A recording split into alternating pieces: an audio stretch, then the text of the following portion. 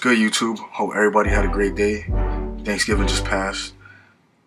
I'm doing a little something different today. I'm doing a video, and I'm addressing things I wish I would have done in my 20s. Better learn how to stomp. Step, nigga, play on my name, that'll be his last breath. Orange flag out my pocket, the left. Long shot, nigga, get that shit out for your chest. Better learn how to stomp. Alright, so let's get into it. The first thing is I wish I would have set more goals. And when I say set more goals, I wish I would have set more goals that were smart.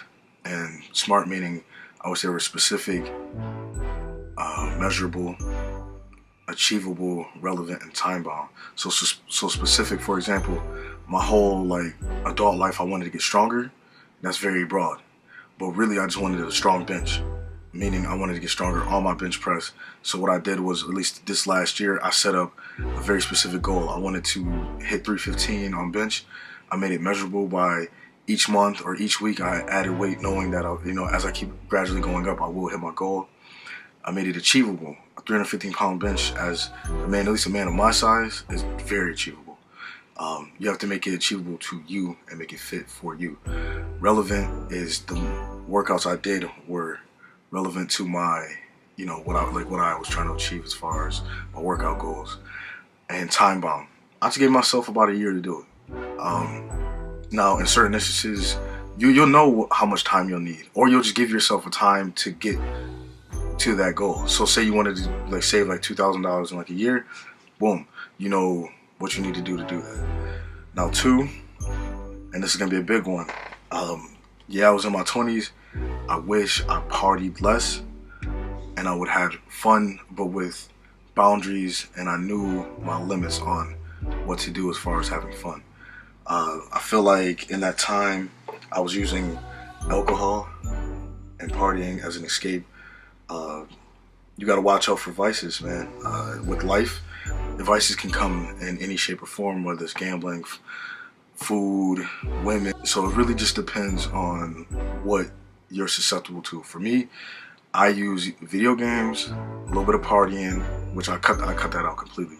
But I use definitely video games. I was addicted to nicotine, whether it was cigarettes, Black and Miles, vaping. A little, like I said, there was alcohol for a little period of time, but it wasn't nothing that was too crazy. I just was partying. Another big thing I would say is food. I had a food addiction. I mean, y'all seen it. I showed y'all in my last video, bro. I got up to 475 pounds over the course of my adult, from after high school up until I was 28 years old, so about 10 years. A decade of just putting on weight and, being stagnant. So that was definitely a byproduct of not taking care of myself. And you got to learn to respect yourself. So that's another thing. All that partying, you're running from something. All them vices, you're running from something. And you're doing that because you don't want to look yourself in the mirror. So once you finally look yourself in the mirror and you finally get some respect for yourself, everything changes. Okay, so number three is I would not have, or think I need to have everything figured out before I start.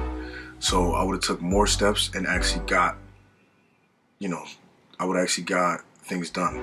I was afraid to start because I was afraid to fail. Which, I don't know if you understand that. A lot of people will not start or do because they're afraid to fail. And you gotta understand that failure is a part of the thing. Failure is a part of success.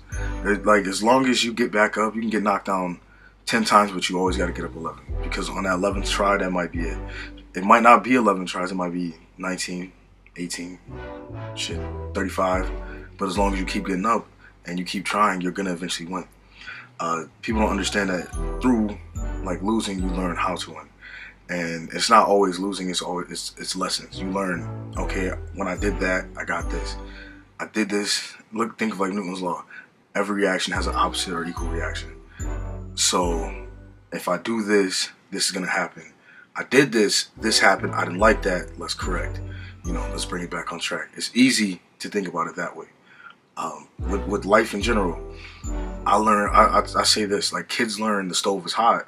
You might tell them that, they're not gonna, but if they touch the stove and they experience it, they're not gonna want to touch that stove again. Or they touch the iron. I know a lot of us, we got little iron marks on us because we was playing around near a hot iron. But you learn the iron is hot, and this is where we don't play. So I wish, a lot of things in life didn't have to be an experience like that, but sometimes pain is a good measuring tool. So I think my number 4 is I would have been way more selective with the company I kept. I'm not saying anything about my like friends. You know, my friends are great. Like my friends are great. But like I said, doing that partying and stuff, you meet a lot of people that you wouldn't normally be around in general. I would say that my mom used to say this, that if you hang around 5 crackheads, you will be the 6th.